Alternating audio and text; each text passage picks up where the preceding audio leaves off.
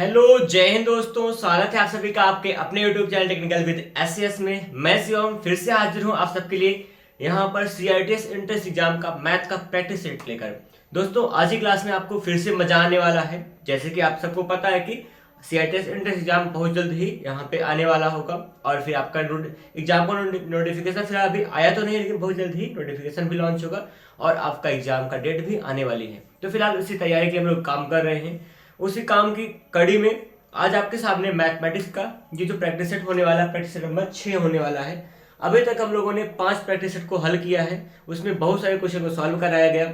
आज की क्लास में आज आपको फिर से कुछ नया देखने को मिलेगा, नए सवालों का संग्रह होगा और नए टॉपिक का, नए तरीकों का संगम होगा। चलिए शुरुआत करेंगे आज की क्लास का।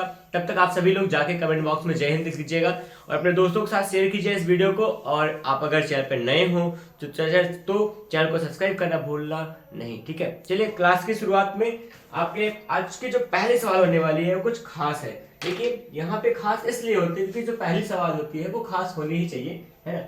यहाँ पे पहला क्वेश्चन होगा, यहाँ पे लिखा गया टर्म की x1, x2 व x3 का औसत, x1, x2 व x3 का जो औसत है वो यहाँ पे कह रहे हैं कि 14 है, 14 है, ठीक। इसका औसत यहाँ 3 पद है, x1, x2, x3, इनका औसत यहाँ पे 14 दिया गया है। और फिर साथ में यहाँ बात क्या हो रही है, x1 नहीं x2 व x3 के योगफल का दोगुना जो होगा, का दोगुना के योगफल का दोगुना 50 है, ठीक है, 50 है। तो निकालना क्या है, तो x1 का मान निकालना है, तो x1 का मान निकालना है। और आपके पास ऑप्शन होगा यहाँ पर 20 है, 16 है, 17 है और 22 होगा। चलिए काम की शुरुआत करें। क्लास की शुरुआत में आज आपके सामने पहली सवाल आई है, ये जो औसत की सवाल आई है जो दिख रही है, काफी अच्छी सवाल है, इसको हल कीजिएगा, प्रयास करते हैं हल करने का, ठीक है। जैसे यहाँ पे क्या पता है हमको, x1 plus x2 plus x3, इनका हमको पता है, औसत का मान पता है। मतलब औसत का मान क्या होता है, औसत बराबर होगा पदों के योगफल बटा में पदों की संख्या। पद कौन कौन थे, x1, x2, x3 था, योगफल बटा पदों की संख्या। पद कितने थे, 3 थे। यहाँ पे क्या हो जाएगा, यहाँ पे x1 होगा प्लस में, देखिए यहाँ सवाल में लिखा था x1 और x2 के, नहीं x2 और x3 के योगफल का दोगुना 50 है, योगफल का डबल जो होगा 50 होगा, तो योगफल कितना होगा, 25 हो जाएगा। तो यहाँ पे x2 और x3 का मान कितना जाएगा, 25 पता है, ठीक है। इसका योगफल 25 होगा, बराबर चलो यहाँ कितना हो जाएगा, 42 हो जाएगा। पीछे भेज देंगे, x1 बराबर होगा 42 माइनस में 25 हो जाएगा। हल कीजिए, x1 का मान कितना आएगा, यहाँ पे 12 में से 5 घटेगा 7 आएगा, और यहाँ पे बचा कितना, 3 बचेगा, 2 घटेगा आएगा 17। ऑप्शन नंबर आपका होगा थर्ड वाला, ठीक है। ये था सही सवाल का उत्तर। ये लगी सवाल आपका औसत से। ऐसे है कि अभी यहाँ पे मैंने कमेंट पढ़ा, कभी कुछ पिछले क्लासों में कमेंट एक आया था कि कुछ सवाल शायद कुछ समझ में नहीं आ रहा था उनको, शायद या फिर ठीक से समझ नहीं आ रहा था। समझ में क्या आने का मतलब था, अगर आप फिर से कमेंट कर सकें उसी वीडियो में जाके, तो आप बताइएगा कि क्या नहीं आ रहा था, सवाल नहीं आ रहे थे या फिर आपको मतलब जो यार लिखा हुआ था ये नहीं आ रहा था। कभी कभी विजुअलिटी अच्छी नहीं होती, यहाँ पे कुछ मैं छोटा लिख देता हूँ तो वो नहीं समझ में आ रहा था, फिर बताई गई सवाल नहीं आए थे। अगर सवाल नहीं आए थे, कौन सी नंबर के सवाल थे, आप जरूर कमेंट किया गया, ठीक है। पूरी जानकारी दीजिएगा तो आपका हल मिलेगा, ठीक है। आइए चलते हैं काम की बात करेंगे। अगला प्रश्न जो होगा इसके बाद का होने वाला है। यहाँ मैंने किया क्या है, औसत का यहाँ इस्तेमाल किया है। अगर आपको औसत नहीं पता है, थोड़ा सा आपको मेहनत करना पड़ेगा। जैसे औसत के बारे में आपको कुछ भी नहीं पता है तो थोड़ा सा यह ध्यान देना होगा, औसत का मतलब बेसिक कॉन्सेप्ट क्या होता है। फिर मैं कभी कभी बता देता हूँ, कभी कभी अक्सर बताने का प्रयास करता हूँ, कुछ सवालों में डायरेक्टली लगा देता हूँ, हाँ ये इसका तरीका, इसका हल होगा, बस और कुछ बात नहीं, ठीक है। आइए देखा जाए यहाँ पे औसत के बारे में। औसत का मतलब पदों का योगफल बटा पदों की संख्या। यहाँ औसत का मान 14 था, योगफल का मतलब x1 plus x2 plus x3 आएगा, अपॉन में 3 होगा क्योंकि यहाँ 3 पद है, ठीक है। यहाँ पे हल किया गया, चलो तो यहाँ 42 हो जाएगा। सवाल में लिखा था x1 x2 व x3 के योगफल, इसका दोनों का योगफल का डबल यहाँ 50 है, योगफल कितना होगा, 25 आ जाएगा, ठीक है। उसका हाफ करेंगे 25 आ जाएगा। x2 और x3 का योगफल 25 है, 25 को पीछे भेज दीजिएगा, घटाएंगे x1 का मान कितना आएगा, 17 आ जाएगा। चलिए काम की बात करें अगले प्रश्न के लिए। अगला जो क्वेश्चन होगा वो फिर आपके लिए एक खास तरीके का प्रश्न बन के आ रहा है। यहाँ पे अगर उसके बारे में बात मैं कर लूँ तो ये नंबर सिस्टम कह सकते हैं, और फिर वर्गमूल के बारे में भी आप कह सकते हैं काम। यहाँ पे वर्गमूल का कॉन्सेप्ट लगने वाला है। स्क्वायर रूट के अंदर होगा यहाँ पे 248 होगा, प्लस में स्क्वायर रूट होगा फिर 52 हो जाएगा, प्लस में स्क्वायर रूट के अंदर होगा 144 होगा। कह रहे हैं व्हाट इज क्वेश्चन, बाकी इसका मान निकालना है ना, what is the value of this, इसका मान निकालेंगे। क्या निकल के आएगा, हो सकता है आपका 14 आएगा, 16 हो सकता है, 18.8 ऑप्शन दे रखे हैं, 16.6 भी ऑप्शन आपके मैच कर रहा है। ठीक है, देखते हैं क्या होगा आपका यहाँ पे इस सवाल का हल। चलिए बात करते हैं। वैसे आशा करता हूँ कि सवाल आप लगा पाओगे ना, बहुत आसान प्रश्न लिया गया है इसमें। तो देखिएगा यहाँ पे क्या करेंगे, सबसे पहले यहाँ पे सबसे छोटे सबसे अंदर वाले रूट को सॉल्व करेंगे। 248 लिखा गया है, प्लस में यहाँ पे 52 लिखा गया है। ठीक है, और प्लस में क्या हो जाएगा, यहाँ 144 का वर्गमूल कितना होगा, 12 हो जाएगा। यहाँ जब 12 इसका वर्गमूल आ गया है तो वर्गमूल का चिन्ह हटा देंगे, यहाँ पे इसके साथ 52 हो जाएगा। 52 और 2 कितना होगा, यहाँ 64 बन जाएगा। ठीक है, 64 होगा, 52 और 12 होगा, पूरा 64 बनेगा। प्लस में यहाँ पे क्या है, 248 है, 248 होगा। ठीक है, इतना 64 का वर्गमूल निकालें कितना हो जाएगा, 8 हो जाएगा। 8 प्लस में यहाँ क्या बचेगा, 248 होगा। 48 8 कितना होगा, 56, 256 होगा। कितना हो जाएगा यहाँ पे, ठीक है, कितने का बनेगा, ये होगा आपका 16 का। 16 का स्क्वायर कितना, 256 होगा। ठीक है, यहाँ पे आपका ऑप्शन नंबर क्या हो जाएगा, सेकंड सही होगा, इसका स्क्वायर रूट 16 आ जाएगा। आप बना सकते हैं बड़े आराम से सवाल को। कोई दिक्कत हो सवाल से बताइए, कोई सवाल में कोई भी तकलीफ पड़ेगी, एक भी परसेंट कोई डाउट हुआ करे तो आप कमेंट में सही जानकारी देंगे किस सवाल में या किस टाइप के सवाल की बात आप कर रहे हैं, तो आपको उस सवाल का हल जरूर मिल जाएगा। ठीक है, उसके बारे में ज़्यादा ज़्यादा हम लोग डिस्कस पक्का कर देंगे। ठीक है, ये चीज़ था यहाँ सवाल में। चलिए आगे करते हैं अगले प्रश्न की तैयारी। अगला जो क्वेश्चन होगा वो आपके यहाँ पे क्या होने वाला है आप देख ही लेंगे खुद ही। ये जो प्रश्न है आपको मिलने वाला अनुपात समानुपात का है।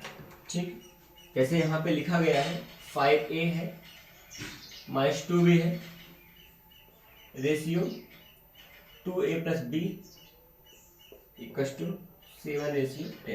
ठीक है, इन दो टर्म का रेशियो 7 और 10 का है। फिर क्या है कि क्या करना क्या है, तो a रेशियो b की वैल्यू फाइंड करना है। ठीक है, ये a रेशियो b का मान निकालना है। 2:3 होगा, और यहाँ पे यहाँ कह रहे हैं 3:2 लिखा गया है, 3:4 लिख रहे हैं, और 1:7 है। आपके पास 4 ऑप्शन है, चारों ऑप्शन के लिए हम लोग काम करेंगे। तो चलिए सवाल को लगा रहा हूँ, मैं बता रहा हूँ कैसे हल होगा। ये जो क्वेश्चन है इसको थोड़ा सा सिंप्लीफाई करते हैं। कैसे सिंप्लीफाई होगा देखिएगा, जैसे 5a लिखा गया है, इसको लिख सकते हैं 5a होगा, माइनस में 2b रह जाएगा। रेशियो का मतलब क्या होता है, अपॉन होगा। अपॉन का मतलब यहाँ पे अपॉन में क्या लिखा जाएगा, 2a प्लस में b कर देंगे। ठीक, इक्वल था, इक्वल है। 7:10 का मतलब 7 अपॉन में क्या हो जाएगा, 10 होगा। सिंप्लीफाई कीजिए, अब तो कर सकते हैं। यहाँ पे क्रॉस मल्टीप्लाई होगा, 10 का 5 से आएगा तो क्या होगा, 10 बचे 50a होगा। ठीक, यहाँ पे माइनस में 10 दूना 20 भी हो जाएगा, और फिर यहाँ पे बराबर में क्या बचेगा, इधर जाएगा तो यहाँ पे होगा 7 और 14a होगा, और यहाँ पे प्लस में 7b होगा, 7b। ठीक, इतना हो चुका है। एक काम करें, b को इस तरफ कर दें और a को इस तरफ लाएंगे, यहाँ 14 आएगा, 50a होगा, माइनस में 14a होगा, बराबर यहाँ क्या बच जाएगा, इस तरफ भेजेंगे तो यहाँ 7b था, प्लस में यहाँ पे कट दिया जाएगा। ठीक, b के साथ में। अब यहाँ a था, घट जाएगा, 50 में से 14 घटाएंगे कितना आएगा, यहाँ पे 36 बचेगा, 36a बराबर यहाँ पे क्या हो जाएगा, 20 7 27 b हो जाएगा। ठीक है, हमको निकालना था a बटा b का मान। ठीक है, यहाँ 27 रहेगा, नीचे आ जाएगा यहाँ पे 36, 9 3 27 होगा, 9 4 36 होगा। a अनुपात b का मान कितना पाएंगे हम लोग, 3:4। कोई ऑप्शन मैच करेगा तो कह देंगे हाँ ठीक है, ऑप्शन नंबर 3 से हो जाएगा। ठीक है, ये यहाँ पे बात थी। तो सवाल जो भी लिखा गया था इसको सिंप्लीफाई किया गया है। अनुपात का मतलब बटा होता है, बराबर लगा था। ठीक है, अनुपात मतलब बटा लगा देंगे, क्रॉस मल्टीप्लाई किया जाएगा, 10 बचे 50, 10 दूना 20 हो जाएगा b के साथ में, और फिर यहाँ 7 और 14 होगा, 7 एकम 7b। a को एक तरफ करेंगे, b को उस तरफ कर देंगे, चाहे इसको चाहे इस तरफ करें, लेकिन a को एक तरफ b को एक तरफ करा करते हैं। तो मैंने a को बाईं ओर लाया, b को दाईं ओर कर देंगे, यहाँ 75 हुआ है, फिर घटा लिया गया, फिर आपस में करके काम किए हैं, और आपका ऑप्शन नंबर क्या है, सी आया है। ठीक है, 3:4। क्लियर हुआ? यहाँ पे कोई डाउट हो तो आप जरूर बताएंगे। आगे बढ़े तो अगला प्रश्न आपके लिए यहाँ पे बेहतर से बेहतरीन लाने का मैं प्रयास कर रहा हूँ। ठीक है,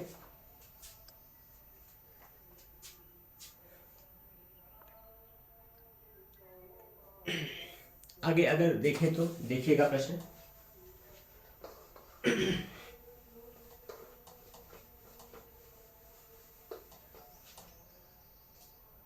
लिखा यहाँ पे जाएगा कि 3 घंटियां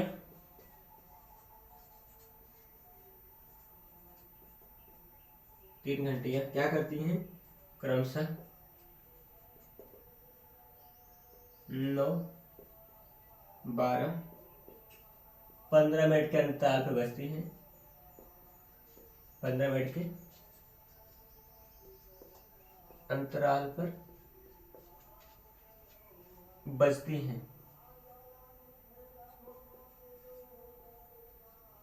ठीक,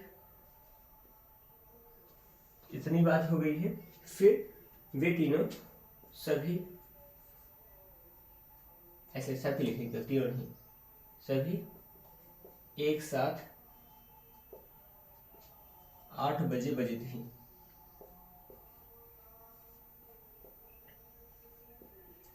तो पुनः कितने बजे, तो पुनः कितने बजे एक साथ बजेंगे।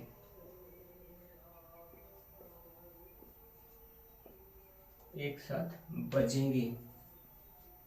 ठीक, ये है प्रश्न आपका।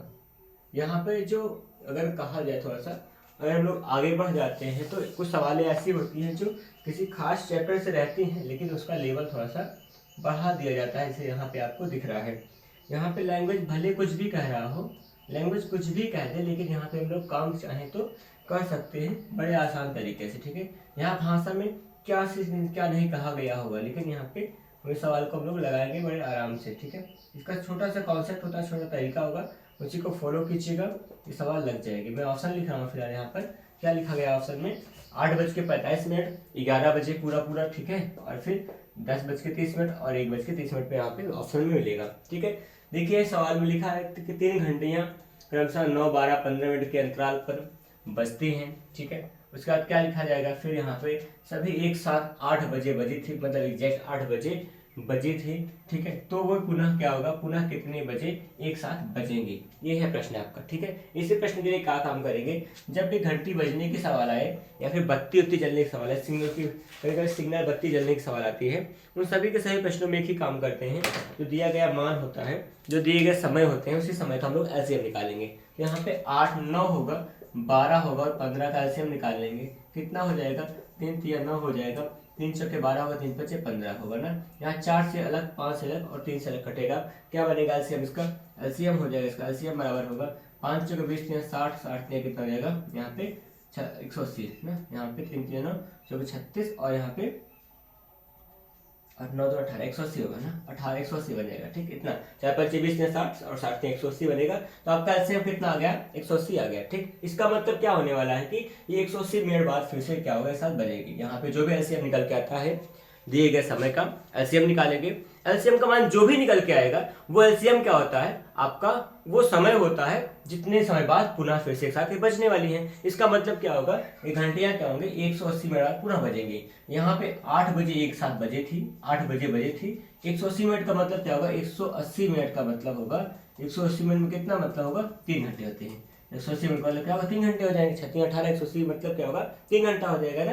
3 घंटा होने का मतलब क्या होगा, 8 बजे बजी थी बस 3 घंटे होने का मतलब क्या होगा, 8 3 क्या हो जाएगा, 11 बजे पुनः बजेंगे। ऑप्शन नंबर क्या कह दीजिएगा, बी ऑप्शन नंबर सही होगा। ठीक, ये आपका यहाँ पे प्रश्न था। अगर यहीं पे क्या होता, कुछ अलग आता, लासा कुछ अलग आता, तो हम लोग क्या करते, उसको समय को कन्वर्ट करते, समय को क्या करेंगे, आपस में परिवर्तन करेंगे। ऐसे मिनट था, घंटे बदलते, घंटे बदलने के बाद कुछ घंटा पूरा मतलब सम घंटा आ जाता, फिर उसके अलावा कुछ मिनट बच रहा होता, उस मिनट को यहाँ ऐड करें। जैसे यहाँ पे यहाँ 10:30 बज रहा है, यहाँ 1:30 बज रहा है, केवल 8:45 हो रहा था। यहाँ पे जो भी बातें बनती है वहाँ पे हम लोग बना लेते। फिलहाल यहाँ पर जो 180 मिनट आया है, पूरा 3 घंटा, इसका मतलब होगा 3 घंटे का मतलब 8 बजे था, 8 3 11 का मतलब 11 बजे यहाँ पे घंटियाँ फिर से पुनः एक साथ बजने वाली है। ठीक है, ये था इसका कॉन्सेप्ट। तो यहाँ कोई भी सवाल आए, घंटी बजने वाली हो या फिर बत्तियां जलने वाली हो, उन सभी के सभी सवालों में एलसीएम निकालेंगे। एलसीएम को ध्यान रखें कि मात्रक समान होना चाहिए, जो यहाँ जो समय दिया हो उसका मात्रक समान हो, समान मात्रक ना हो तो बदल लेंगे, एक ही मात्रक में सवाल हल करके निकाला करते हैं। ठीक है, ये थी सवाल। आगे बढ़ेंगे, अगला जो क्वेश्चन होगा आपके लिए वो मैं दिखा रहा हूँ, जस्ट कुछ सेकेंड रुकिए।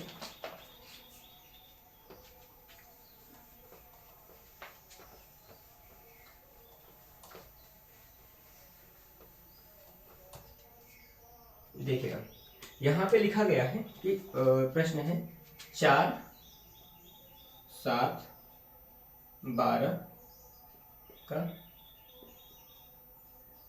चौथा समानुपाती ज्ञात करना है। 21 होगा, 20 होगा, 35 होगा, 25 होगा। ठीक, ये है प्रश्न आपका। यहाँ पे जो भी लिखा है इसका हमको चौथा समानुपाती निकालना है कि चौथा समानुपाती इसका क्या होगा। चलिए मैं बनाकर सिखा रहा हूँ सवाल को कैसे बनाएंगे। चौथा समानुपाती का मान निकालने के लिए क्या क्या स्टेप फॉलो करना पड़ता है ना, किन किन चीज़ों के साथ हमको काम करना पड़ेगा, इन सारी बातों को हम लोग जानेंगे। जैसे समानुपात का मतलब देखिए, समझिए, थोड़ा समझ लेते हैं फिर काम करते हैं। यहाँ मैं करके दिखा रहा हूँ, ठीक है। यहाँ मैं आपको सारी चर्चा कराऊंगा, यहाँ पे सवाल लग जाएगा इतने में। जैसे क्या होता है, यहाँ पर दो अनुपात हो, जैसे ए अनुपात बी, ठीक, और एक हो सी अनुपात डी। दोनों अगर आपस में बराबर होगा, इसे हम लोग क्या कहते हैं, समानुपात कहते हैं। अगर दो अनुपात का मान परस्पर समान होता है उसे हम लोग समानुपात कहते हैं। आप समानुपात को बराबर से दिखाइए या फिर ए अनुपात बी, समानुपात को इस तरह से दो बार अनुपात का चिन्ह से दिखाते हैं, सी अनुपात डी कर देंगे। ये समानुपात का चिन्ह है और यहाँ दोनों तरफ क्या अनुपात का चिन्ह था। इस तरह से बात होता है। अगर कोई पद समानुपात में होता है तो वहां पे क्या होगा, उसको हम लोग डिकोड कैसे करेंगे, उसको सॉल्व कैसे करेंगे। बाह्य पदों गुणनफल बराबर मध्य पदों गुणनफल, बाह्य पदों का गुणनफल बराबर मध्य पदों का गुणनफल होगा, ठीक है। यहाँ a इंटू डी होगा, इसका मतलब a इंटू डी बराबर क्या होगा, b इंटू सी हो जाएगा। इसकी बात होती है। और लगातार कोई संख्या दी गई तो ए बी सी डी से लिखा गया होता है ना, ए बी सी डी लिखा गया होता है। जो पद छोटा होगा उस छोटा होगा, देख लेंगे। इस तरह से हमको क्या निकालना होगा, ए को हम लोग प्रथम अनुपात कहते हैं, प्रथम समानुपात कहते हैं, प्रथम अनुपात कुछ भी, बी को द्वितीय समानुपात, सी को तृतीय समानुपात, डी को चतुर्थ समानुपात कहते हैं, ठीक है। यहाँ वैसे इसलिए हम लोग को क्या निकालना है, चौथा समानुपात निकालना है। पहला, दूसरा, तीसरा, चौथा समानुपात, तो मतलब डी का मान निकालना है। यहाँ से डी का मान कैसे निकलेगा, डी बराबर क्या होगा, बी इंटू सी बटा में होगा ए, ये गुणा था बटा में ए आ जाएगा। इतना सा काम कर देंगे तो यहाँ पे बी इंटू सी पावर में ए होगा। अब चौथा समानुपात निकालना है आपको, ठीक। यहाँ पे इसका मतलब एक आपको दिया गया है, ए का मान है, ये क्या दिया गया, बी का मान, ये क्या दिया गया, सी का मान। तभी चौथा पूछे हैं, और यहाँ तीसरा पूछ लियो तो इसका मतलब आपको चौथा मान दिया है, बीच का तीसरा छूटा हुआ है। इस तरह से यहाँ बात किया करेंगे। यहाँ पे निकालिए, आपको डी का मान निकालना, चौथा पद का मान निकालना है। बी इंटू सी मतलब 7 गुणा में 12 होगा, बटा में 4 कर देंगे, 4 3 12, 3 7 कितना हो जाएगा, 21। ऑप्शन नंबर क्या हो जाएगा, ए, ठीक है। पहला ऑप्शन आपका सही होगा। फिलहाल यहाँ पे इतनी सी बात थी। इसी कड़ी में बात और बताओ, पहला को पहला समानुपात, दूसरे को दूसरा समानुपात, तीसरा और चौथा समानुपात कहते हैं। यहाँ समानुपात की कड़ी में एक और बात होती है, वो क्या होती है, जैसे यहाँ पे लिखा गया होगा मध्यपद समान होंगे। समानुपात के टर्म में एक और बात होगा, मध्यपद समान होंगे। क्या, मध्यपद समान होंगे। जैसे क्या होगा, ए अनुपात में क्या हो जाएगा, बी होगा, और दूसरा अनुपात क्या, बी अनुपात सी। देखिए यहाँ पे बी और बी कॉमन है, अगर ये बराबर है इस तरह कह सकते हैं, ए अनुपात बी, समानुपात में क्या हो जाएगा, बी अनुपात सी। यहाँ पे मध्य पद क्या है, समान है। अगर मध्य पद समान या उभयनिष्ठ रहता है उस समय क्या होगा, यहाँ पे हम लोग इसको प्रथम अनुपात कहते हैं, प्रथम समानुपात कहते हैं, इसको मध्यानुपात कहते हैं, या फिर मध्य समानुपात कहते हैं, या फिर इसको कहते हैं हम लोग तृतीय। यहाँ पहला हुआ, मध्य हुआ, और यहाँ पे तृतीय हो जाएगा। पहला, दूसरा, तीसरा होता है, इसलिए यहाँ पे पहला इसको दूसरे को मध्य कर देंगे, और तीसरा यहाँ पे तृतीय समानुपात होगा, मध्य समानुपात होगा, प्रथम समानुपात होगा। इस तरह से बात करेंगे। इसको कैसे यहाँ पे हल करा करेंगे, यहाँ बाह्य पदों गुणनफल बराबर अंतः पदों गुणनफल। बाह्य में क्या होगा, ए इंटू सी बराबर हो जाएगा बी इंटू बी। यहाँ पे क्या बनेगा, ए इंटू सी बराबर क्या हो जाएगा, यहाँ पे बी का स्क्वायर हो जाएगा। इस तरह से हम लोग किसी पद का मान निकाल सकते हैं। अगर आपको मध्य पद कह देगा, मध्य समानुपात निकालना, बी बराबर क्या होगा, डाउट के अंदर ए सी, क्योंकि यहाँ स्क्वायर में था तो वर्गमूल निकाल लेंगे, तो यहाँ पे इंटू, यहाँ वर्गमूल निकालें, करंडी आ जाएगा, इंटू ए सी, ए इंटू सी आ जाएगा। बी का मान डाउट के अंदर होगा ए इंटू सी। इतनी सी बात यहाँ किया करते हैं। तो ये सब चीजें थी अनुपात समानुपात में। ये समानुपात के दो कॉन्सेप्ट होते हैं। एक क्या होगा, जब समानुपात में चारों पद अलग अलग होगा ना, यहाँ पे जो जब एक कंडीशन यह है कि जब मध्यपद समान होगा, मध्यपद समान होगा, तो इतना सा काम करते हैं। तो ये चीजें थी यहाँ पर अनुपात समानुपात के कॉन्सेप्ट में जो आपने सीखा था। फिलहाल यहाँ पर अगर आप थोड़ा थोड़ा पढ़ते जाएंगे, अगर आपको कोई भी डाउट होता हो, जैसे यहाँ पे आपको डीप में और कुछ डिस्कस करना हो और ज़्यादा कुछ पढ़ना हो, तो आप एक काम किया करें, आप यहाँ पे इसी यूट्यूब चैनल पे जाइए, मैथमेटिक्स का फाउंडेशन बैच है, वहाँ पे आप ज्वाइन कीजिएगा। और मैथ का कंप्लीट CITS का कंप्लीट कोर्स भी मैथ का पूरा कराया गया है उसमें पहले से ही, ठीक है। उसमें आप जाइए, पढ़िए, वहाँ पे कोई डाउट हो उसको पढ़ने के बाद अगर आप कुछ काम करेंगे तो ज़्यादा बेहतर होगा। अगर आप नए हैं, मैथ को इतना अच्छे से पहले नहीं पढ़े हो, या फिर मैथ में कोई दिक्कत आती है आपको, मैथ में अगर हल्का सा भी आप कमज़ोर हैं, तो आप बिल्कुल चिंता ना कीजिए। आप एक काम कीजिए, आप फाउंडेशन बैच को ज्वाइन कीजिए। फाउंडेशन बैच में जाइए, वहाँ पर फाउंडेशन क्लास चल रही है, वहाँ पे जाइएगा तो आपको वहाँ पे हर चैप्टर वाइज, हर चैप्टर का हर टॉपिक वाइज वहाँ पे आपको डिस्कस करने का बड़ा बड़ा वीडियो मिलेगा। 1-1 घंटे के वीडियो है, 45 मिनट के वीडियो है, 40 मिनट के वीडियो, इस तरह से उन सारी क्लासों में अच्छे अच्छे सवालों का जिक्र करके लगाया गया है। तो अगर आप वहाँ पे भी अगर आप जाके पढ़ के आते हैं तो आपको काफ़ी फ़ायदा होने वाला होगा। और दूसरी बात, यहाँ पे जब आप प्रैक्टिस हैंडल करेंगे तो आपको बड़ा मजा आएगा। ठीक है, तो फिलहाल यहाँ पे आज की क्लास में इतना ही। मिलेंगे फिर से नई क्लास में, तब तक पढ़ते रहिए बढ़िया से और पॉजिटिव एनर्जी बना के रखिए। आने वाला समय आपका ही होने वाला है। फिलहाल मिलते हैं फिर से नई क्लास में। धन्यवाद, जय हिंद।